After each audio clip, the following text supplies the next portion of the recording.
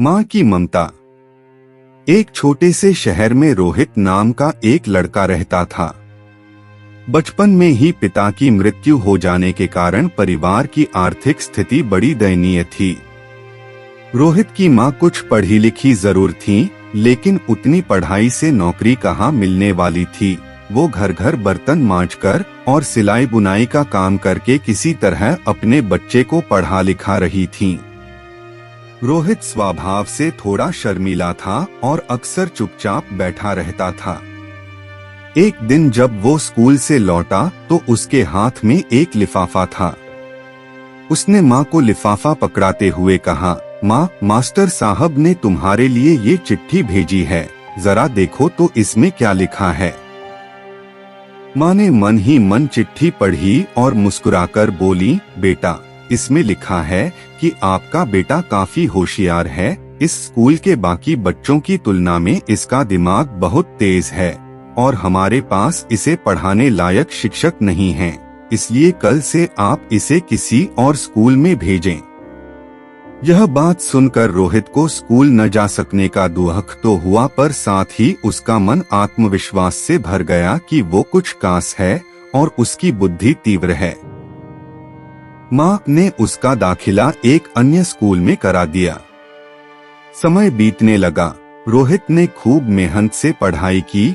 आगे चलकर वो एक बहुत बड़ा आदमी बन गया।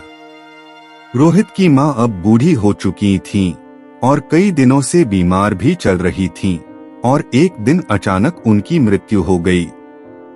रोहित के लिए ये बहुत बड़ा आघात था।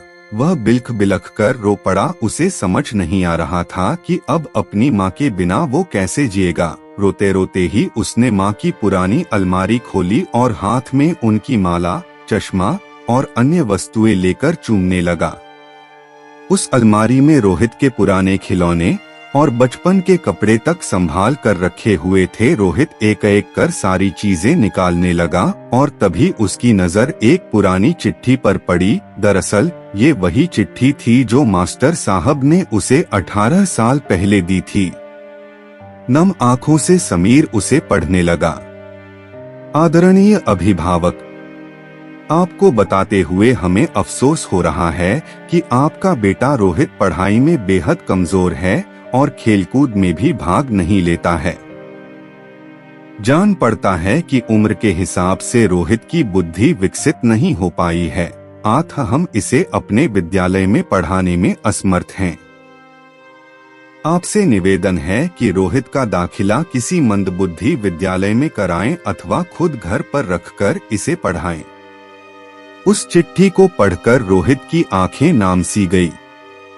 माँ से बढ़कर त्याग और तपस्या की मूरत भला और कौन हो सकता है।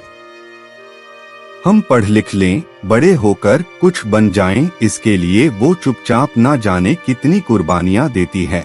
अपनी जरूरतें मारकर हमारे शौक पूरा करती है।